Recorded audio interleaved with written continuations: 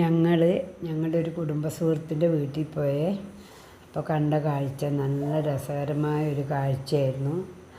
അവരുടെ വീട്ടിൽ ഒരു 10 പൂച്ചയെങ്കിലും ഉണ്ടാവും. ഭക്ഷണം കഴിക്കാൻ വരുന്നതാണ്.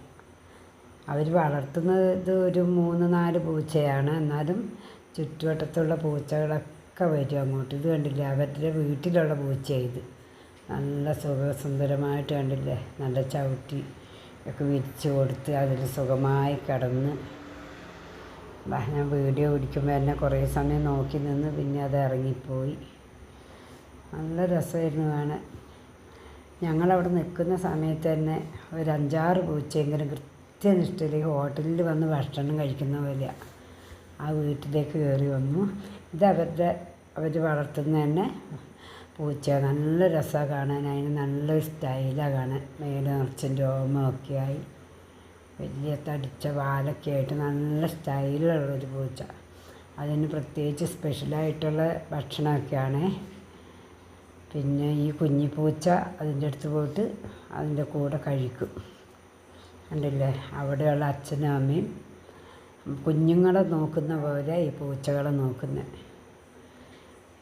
അഥവാ ഇനി ഒരു നേരം അങ്ങനെ അതിന് കൊടുക്കാൻ ഇച്ചിരി താമസിച്ചാൽ അവിടുത്തെ അച്ഛൻ്റെ മേത്ത്, അവരുടെ വീട്ടിലുള്ള ആ കുടുംബനാഥൻ്റെ മേത്ത് വന്ന് ഇങ്ങനെ തോണ്ടി വിളിക്കും ഭക്ഷണം കൊടുക്കാൻ വേണ്ടിയിട്ട്.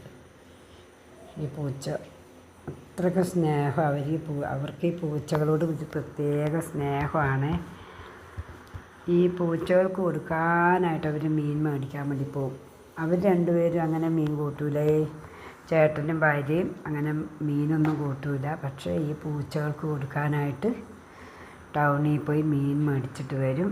എന്നിട്ട് നന്നായിട്ട് കഴുകി അത് നന്നായി തിരുമ്മി വൃത്തിയാക്കി, അങ്ങനെയാണ് ഈ പൂച്ചകൾക്ക് അത് കൊടുക്കുന്നത്. വെറുതെ അങ്ങനെ കൊടുക്കുകയല്ല ചെയ്യുന്നത്, നന്നായി വൃത്തിയാക്കിയിട്ട് കൊടുക്കും. കണ്ടില്ല, അമ്മയും കുഞ്ഞും നോക്കി നിൽക്കുക. നല്ല ഭംഗിയുണ്ട് കാണാൻ. ഒരു പ്രത്യേക ആകർഷണം തോന്നി.